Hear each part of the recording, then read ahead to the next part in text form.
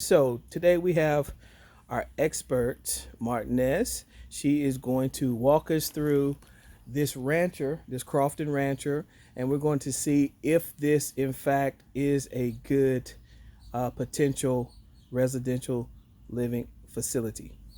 All right, guys, thank you for watching us today and being with us for the tour. We are going to walk through this home and identify if it's going to make a good property for residential assisted living and kind of do like a one-on-one what you would look to put inside of the bedrooms and some things to think about when you get ready to open your facility. So come on in, let's check it out.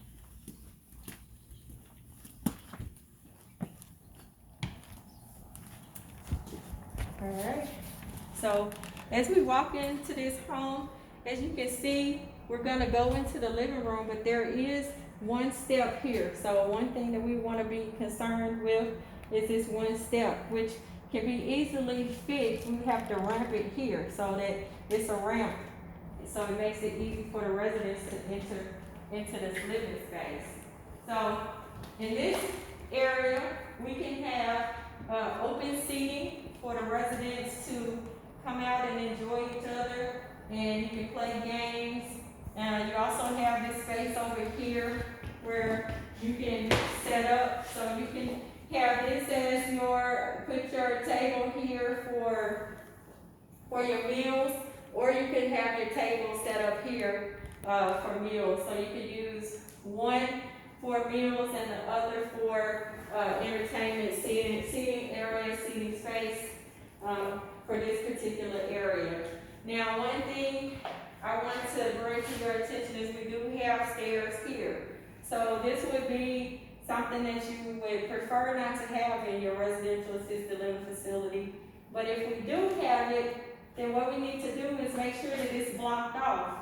And we're going to need something very sturdy, a gate, or maybe even put a door here so that there's no access for a resident to make it down the steps. So what we're going to do is go back up here and take a look at the bedrooms. So walking down this hallway, it may be a little tight. We have to measure, but I think if someone were in a wheelchair, they would have enough space to make it down this hallway. But that's something that you want to think about. And then also, if you want to have some guardrails or some handrails along the wall, you might consider that too. But it depends on how mobile the people are in your facilities. It's something to think about. There's another step down here. So we would have to ramp this as well, just as for safety. We don't want any residents tripping down the steps here. So definitely we'll ramp that. So we're gonna come to the left here, and we have the first bedroom. So in this particular room, this room is large enough to accommodate two twin-size beds. So you could put a bed here, and you could put a bed over here on this side. You're also going to need a nightstand per bed, and you're going to need a dresser as well. So you have to configure the room to where it fits that furniture. Maybe you put a dresser here on this side. You're also going to need a chair. So we have to figure out where you're going to put the chair, the two chairs for the resident. So you can think about that and do furniture placement.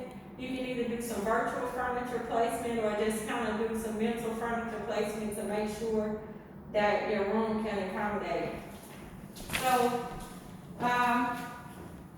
here we have the bathroom. We would need to widen this bathroom door so that residents could fit comfortably inside of the bathroom. So maybe potentially just opening up this space if we could, maybe here to where we widen it out to here, because the shower is actually on the other side, so we can't open it up too much. We have to see what we can do to open it up.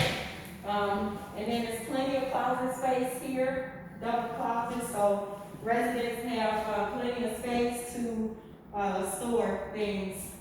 You may actually, if you wanted to, you could maybe repurpose one of these closets, um, and have it to where a dresser fits in here. But just some ideas, something to think about when you're evaluating property for assisted living feasibility. So walk down the hall, and we have 3 additional bedrooms here. So in this particular room, we would need to do some measurements to see if it's large enough to accommodate 2 beds. If not, then this may be a single person, which is fine because you can charge more for a single room. So a private room. So it's just something to think about, but you do need the bed, the dresser, and the chair in a nightstand. Here's another room. This room, I'm not able to eyeball whether it's large enough or not. But I believe this again, one is 12 by 10. okay, so this one is probably okay to put in 2 beds and get the furniture situated in here. And this one also the same as the other one. You know, you put you can put arrange your furniture, make sure you have the beds and a nightstand. So this is a nice square room. And then it's the bathroom here again. You probably want to make the entryway a little bit wider, so that you can easily come in and out of the bathroom if you have a wheelchair or just need that extra space. And so, you know, it's the typical bathroom. This bathroom is fine, with the exception of just making the doorway a little bit wider. So that's a good bathroom. So, and the bonus about this particular property is that you have a half bath right here. So when you have guests, they don't have to necessarily use the residence bathroom. They can have a dedicated bathroom for guests, but also it can be overflow for the residents as well. So you don't have to stand in line per se to use the restroom. So it's just bonus to have this bathroom here. So one thing, now we're gonna move towards the kitchen. There is another step here, so we need to wrap it here as well. But one thing that I would do here is so that there's a little bit clearer sight line, I probably would see if I could knock this wall out and have it open sight line. So then when you're in this room, which is a nice bonus space as well for seating, so when you're in this room, you can actually see what's going on, because even though this room is really good space, you would only want to be in here when all the residents are in here at one time, so that you can see what's going on, because it's really a little secluded from everything else. So you want to make sure that the caregiver has a line of sight. So, and if you don't use this as a resident space, you can use this as office space for your assisted living manager and your staff. So this could be a multifunctional room here. So in the kitchen, I like the kitchen because it's open space and you have the countertop to do your food prep, and it's easy accessible here. So you have a lot of space. Probably if I would put a table, I would make it a small table as for just doing prep work, but I wouldn't have it a seating space.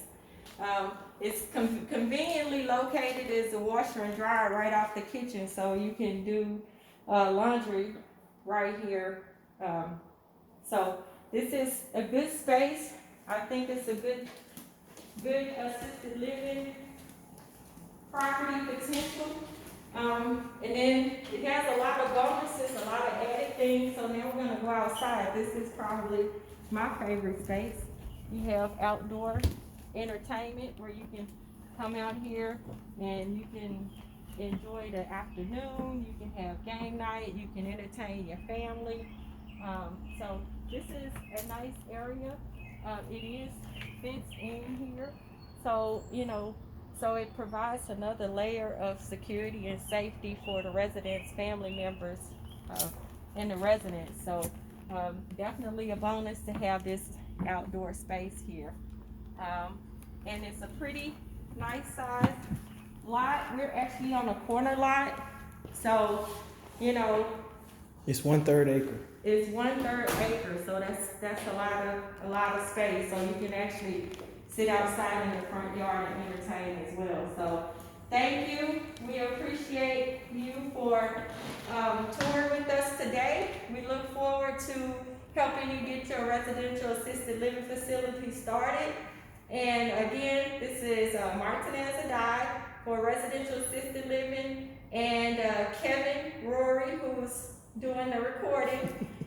He is also a part of the assisted living team. So we hope that you enjoyed our walkthrough, and please let us know if you have any questions. Thank you.